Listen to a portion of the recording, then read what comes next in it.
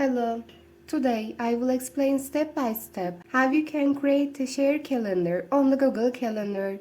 Shared calendars are a great solution for teamwork, family planning, or event organization. Everyone can view, edit, and add new events on the same calendar. If you want to see more informative content like this, don't forget to subscribe to our channel and like our video. First, go to the calendar.google.com from your browser and log in with your Google account. Click on the Create Calendar option just below the Other Calendars section on the left. On the page that opens, give your calendar a name, add a description, and complete the process by clicking the Create Calendar button. Once your calendar is created, hover over the calendar name on the left panel to share it. Click on three-dot menu and select the Settings and Share an option.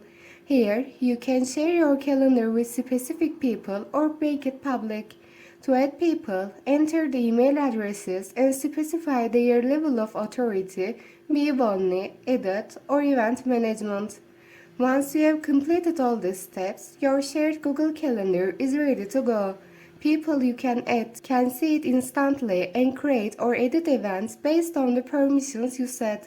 Whether you are planning a project or organizing a get-together with a group of friends, shared calendars save time and keep everyone in sync.